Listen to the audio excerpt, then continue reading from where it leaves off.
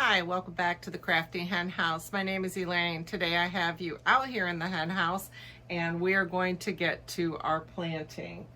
Now, if you recall, about 14 days ago I went ahead and planted all of my seeds. These are my Campari tomatoes and they are ready to be transplanted up into the next pot.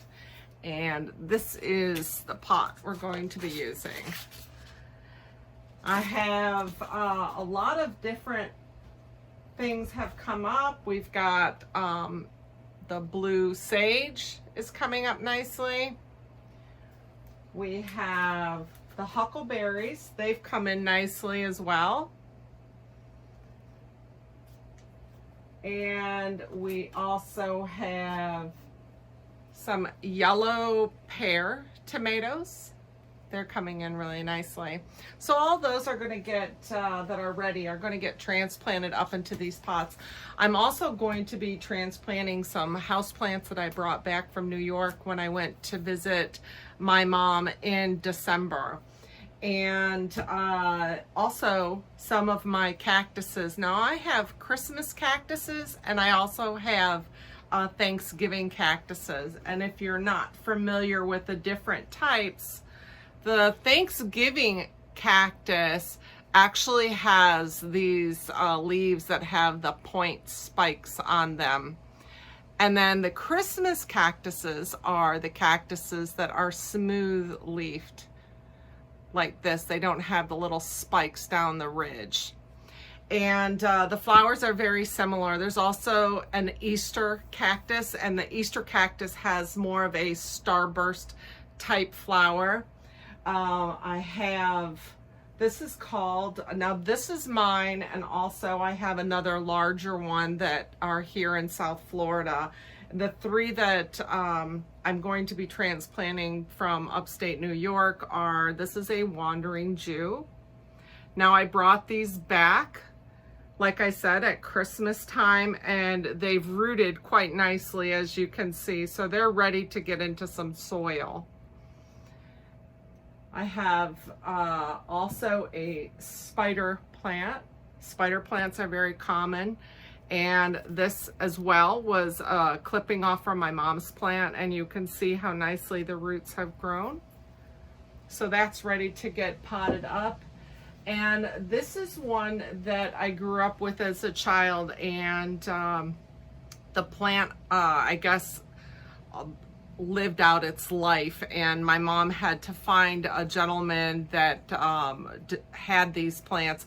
This is called a piggyback plant, and she actually had this mailed to me, and it came in this nice little pot, and you can see the root system. So this is all ready to go. The piggyback, you can see the little flowers or little leaves on the top. And finally, I have this big guy. You can just see the root system in here. This are droppings from my cactuses on my back porch. We have a beautiful climate down here, so I can leave my Christmas cactuses and my Thanksgiving cactuses out on the back porch year round. During the summer, I move them from the front of the screen porched area to the back wall. So that the beating sun doesn't harm them. They are filled with a lot of water. They're like an air plant, maybe comparable to an orchid. You want to be careful with orchids. But yes, this whole plant is going to get transplanted up.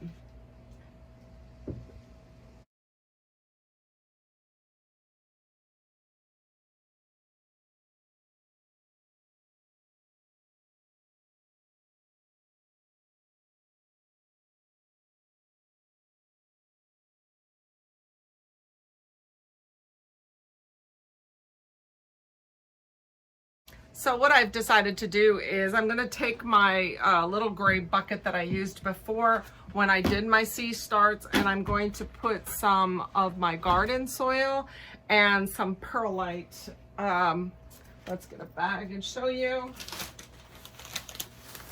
I picked up 2 of these bags at Home Depot. This will help retain the moisture in your soil, especially down here as your plants are getting ready to go into the summer months. It's a little bit harder to maintain the moisture in the soil down here. So I'm going to just protect the new root system with a little bit of this mixed in with my garden soil. As you recall, I had did a mixture of seed start and this coconut block right here, the seed start mix. I did a mixture of that. Now, when you're starting your seed starts, as the plant germinates and it grows, it doesn't need as much nutrients, so they will suck out any nutrients with their little hair-like root system until they get to be about this size. And really at this size, you want to start upplanting them with some good garden soil and really start putting them in a mixture that is going to sustain them in their nutrients. You don't want to over fertilize them, at least until they get established in the new soil. When you upplant them, then you can start giving them a little bit more light fertilizer just to give them that boost until they go into their next plant area, which is the garden bed itself. So let's get the soil mixed up and we'll get to upplanting. So to get started, let me tell you what I've used. I used Miracle-Gro garden soil. This is for in-ground use, all purpose.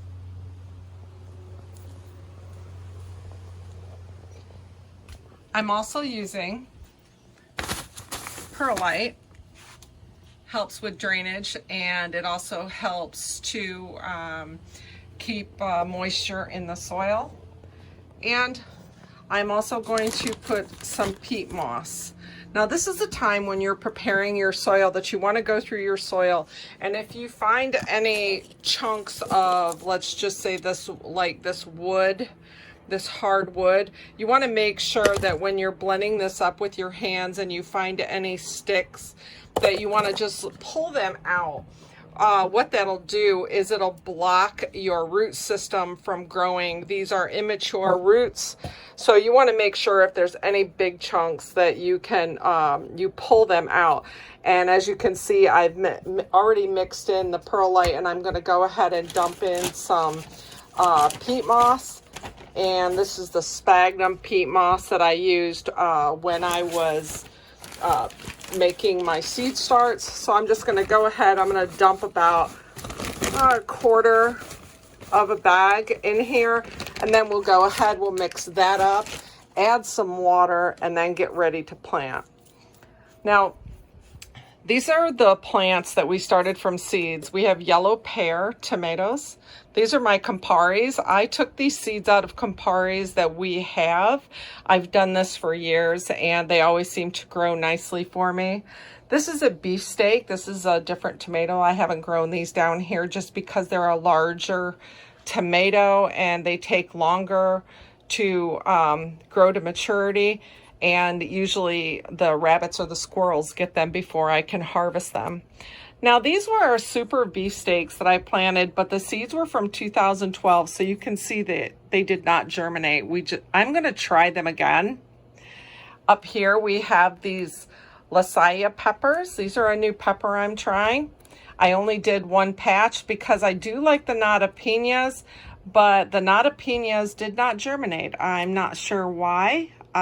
They've germinated before. I actually have some nata pinas in the garden, and I'll go out there and take a quick picture. So this is the back side of my small garden, and as you can see, these Campari tomatoes have pretty much come to their full life. Yesterday I went around and I trimmed some of the dead off. We still have a few tomatoes that are ripening in here. And this plant right here actually rooted by itself. So these are kind of late bloomers. We're going to wait for those to go ahead and ripen up before we pull them. Let me take you around to the inside and I'll show you where all of these little planters in here are ready to be pulled. They've come to the end of their life. We just have a few tomatoes I want to let ripen up in here, but you can really see that they've come to the end of their life, and all these buckets will come out. Right in here are my Notapena peppers. So you can see from my garden that it's time that I get my seed starts up and ready to be planted. I came back into the hen house to go ahead and fill these little planters. You can be generous with your soil. Make sure that you take out any little sticks or chunks that might be in your soil. Go ahead and fill your little cup or your little planter nicely, and then go ahead and stick your thumb down through the center, so you're going to make a little reservoir to put your plants in. Another thing I wanted to show you is, I had mentioned I'm going to be transplanting some house plants. I bought these little pots yesterday. They're plastic, but they're a little bit of decorative for my back porch. They have a little tray at the bottom that's connected, and they have a drainage in the bottom of the cup. What I like to do is I take Orchid Potting mix, and it's barky and has a little perlite in it, and what I do is I take a couple handfuls of this and I put it in the bottom of my pot. That allows me to add my potting soil onto the drainage holes. The same with these pots. These are hanging pots that I bought. This is going to be for the spider plant, and they have pretty big holes in the bottom, and you're going to be putting this dirt right in this pot, and always have a problem with the dirt pouring out the bottom even when you're watering. I take one of these plastic cups. Let me get one for you. These are standard plastic cups, like a solo cup, and I cut off the bottom of the cup, and I go ahead and you can stick that right over top of the hole in the bottom. You're still going to get a little bit of drainage because it's not a tight seal, but you're able to take your scoops of soil and put your soil right on top of this cup, and it will hold it in place. That way you don't have all of your dirt falling through the bottom of the pot. So that's just a little tip. So you're going to want to use some type of tool that's going to allow you to get your seed start out. Now, only if you are trying to retain the cup because you have another small seedling in there. And you can use a little screwdriver, these little paint lid contraptions that you can get when you buy some paint. These work really good. They have a small little hook on the end of it, and what you can do is you can dip right up underneath and push up, and then your little plant will come right out. And you're going to take your entire clump of your new little start, empty out a little bit of your soil. You want about a half of your little planter full and deep enough. Our little tomato is quite tall. We want to make sure that we plant him all the way up to the bottom, as close to the bottom leaves as we can. So all of this will be in the dirt. Each one of these stalks has fine little hairs on them. Not sure if you can see them or not, but those are all considered little roots. And the further up you can get your plant into the soil, the better off your plant's going to be in rooting. So let's just put him there. We're going to hold him and then go ahead and drop some dirt around him.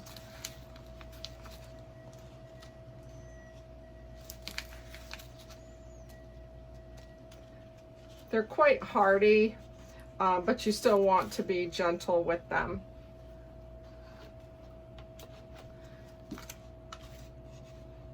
Let me get some of this dirt.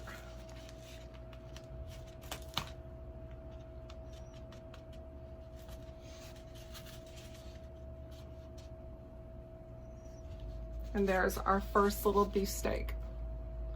Now you're going to do this with all of the tomatoes. You're going to make sure that they're dropped down quite deep so that they can get a good base started.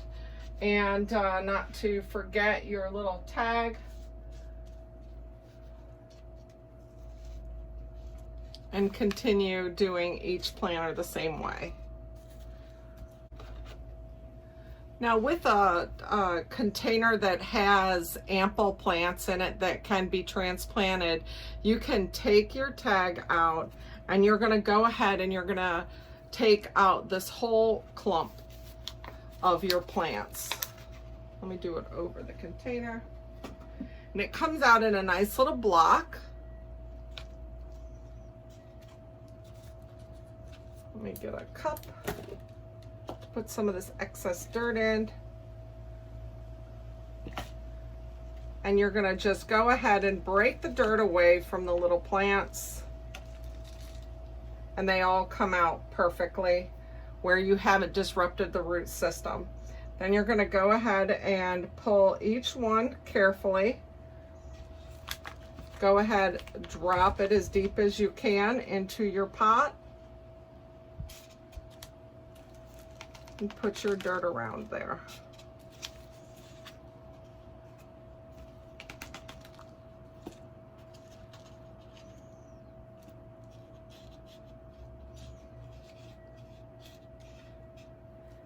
And the sooner that you get these rooted, or the sooner that you get these potted, the better off these little fragile plants are. So you're going to get one of your tags. This is a beefsteak. And put your beefsteak tag in it. And we'll bring these down here to this other end. And we'll continue on.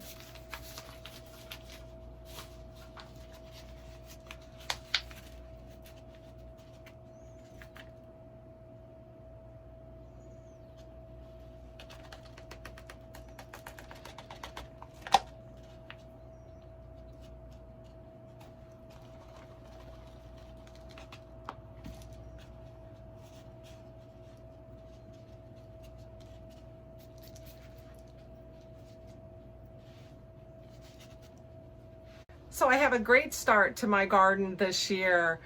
2 weeks ago I planted all of these little beefsteaks as seeds and they've come up, and I've got 6 plants here transplanted into these little pots, and I have one tiny one left growing. I'm going to let that grow up and see what that does.